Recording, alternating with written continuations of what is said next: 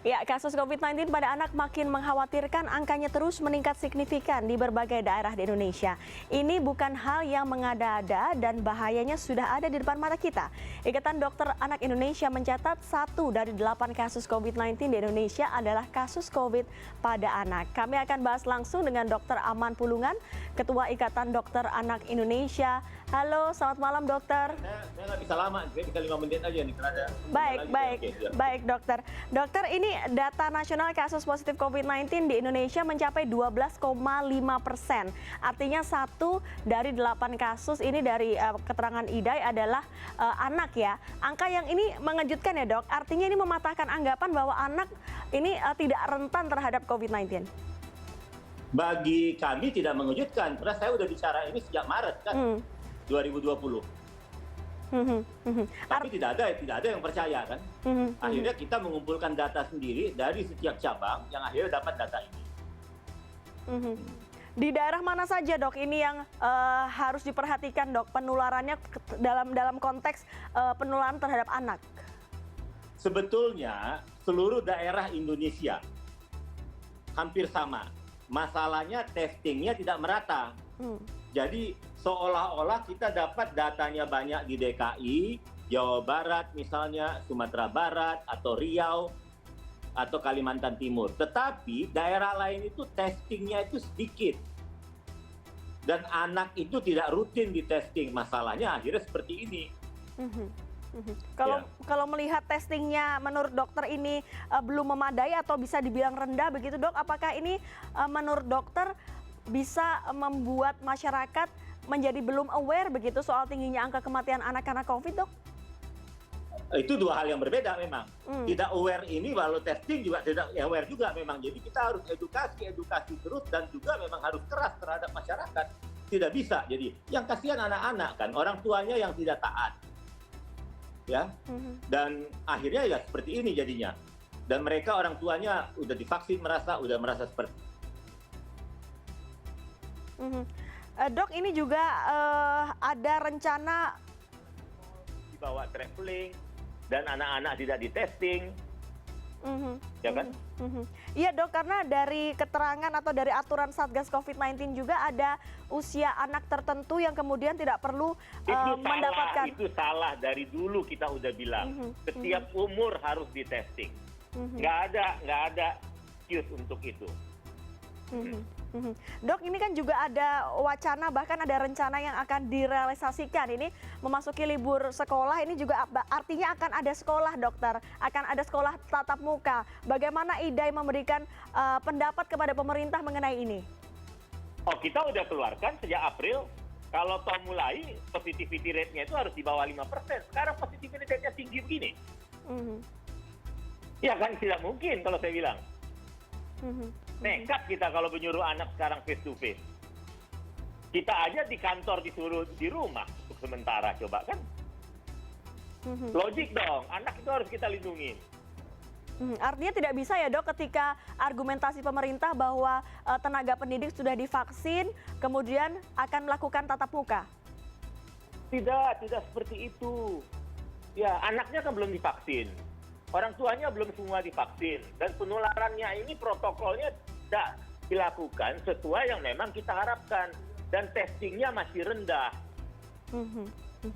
Testing masih rendah dan juga faktanya bahwa anak-anak ini rentan tertular dokter. Dokter, ini kan kalau kita bicara secara umum soal penularan COVID terhadap anak, kadang-kadang kita kan kalau dengan anak ini komunikasi tidak seperti sama-sama orang dewasa begitu dok, ketika pusing, ketika sakit perut. Kalau misalnya gejala-gejala pada anak, apa dok yang paling terlihat meskipun anak belum bisa? Sama aja kayak batuk, pilek, bisa diare, ya bisa muntah dan lain-lain. Masalahnya itu kan kalau misalnya kita tahu keluarga ini ada baru perjalanan atau orang tuanya atau keluarganya, tracingnya gampang. Akhirnya seperti inilah, orang tuanya juga tidak taat, dia juga tidak tahu kapan dia tertular, dia di luar masih gathering, masih ke restoran, buka masker dan lain-lain. Nah akhirnya ketika ada anak gejala seperti ini, awareness mereka itu berkurang. Artinya gejalanya sama persis dengan yang dewasa ya dok?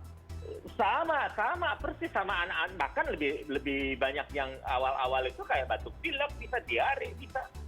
Kalau udah berat tentu bisa parah. Ini juga ada di negara-negara lain anak-anak juga sudah divaksin. Bagaimana Idai melihat dari merek-merek vaksin yang sudah beredar di Indonesia sudah digunakan terhadap orang-orang dewasa di atas 18 tahun, Dok? Apakah ada rekomendasi? Sama semua, merek semua bagus kalau saya bilang. Dengan efikasi dan semuanya itu sama, efek samping semua juga bisa ada efek samping. Tapi anak ini harus sesegera mungkin juga mendapat golongan yang akan divaksin harusnya nanti.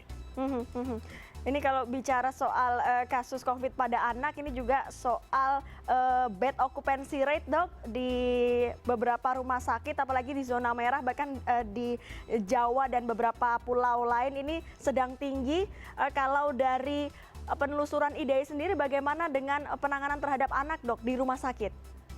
Ya, anak ini yang paling tertinggal akhirnya dan suka telantar. Karena apa? Kalau misalnya bornya itu sampai 90 atau 95% yang untuk COVID ini misalnya, ya dewasanya. Kalau ada anak sakit, bagaimana? Sekarang sementara kita sekitar 12,5%. Harusnya setiap rumah sakit, harusnya setiap daerah menyediakan bed untuk anak itu 10-15%. Untuk saat ini seterusnya harus. Daerah-daerah yang sudah mumpuni, Dok, apakah IDAI sudah memetakan daerah-daerah yang mumpuni rumah sakitnya? Itu bukan IDAI, kita tahu daerah nggak ada yang mumpuni. Bahkan di Jakarta aja tidak semua rumah sakit seperti itu. Iya kan? Kalau rumah sakit swasta bagaimana kita lihat? Rumah sakit pemerintah rata-rata rumah sakit besar dia menyediakan untuk anak. Jadi persatuan rumah sakit, dinas kesehatan semuanya, kita berbicara nasional, harus siap menyediakan bed untuk anak itu 10-15%. Dengan dokter jaganya yang paham dengan anak, dengan tenaga kesehatannya juga paham untuk anak. Artinya kalau angkanya 12,5% jumlah kasusnya, Dok, untuk anak-anak, apakah IDAI juga merekomendasikan untuk lockdown? Kalau saya dari dulu kita untuk saat ini lockdown dulu aja. Kita bebenah-benah dulu. Ya. Baru nanti kita lihat keadaannya setelah 2 minggu. Baik, Dok, ini terakhir pesan untuk orang tua, Dok, karena ini sudah memasuki libur sekolah, tentunya orang tua juga walaupun kasus tinggi, tapi kita tahu bahwa di tempat-tempat keramaian orang tua masih ingin saja mengajak anak mereka untuk bertamasya. Pesan kepada orang tua, Dok, silahkan. Lindungin anak, jadilah orang tua masa pandemi. Ya. Dan anak inilah human capital kita. Kita hidup untuk apa kalau bukan untuk anak? Dan anak juga bisa meninggal dan sakit karena COVID. Itu aja. Baik. Ini pesan yang begitu tegas dari dokter kepada para orang tua. Terima kasih, Dr. Aman Bakti Pulungan, Ketua Ikatan Dokter Indonesia, sudah bergabung bersama kami pada malam hari ini.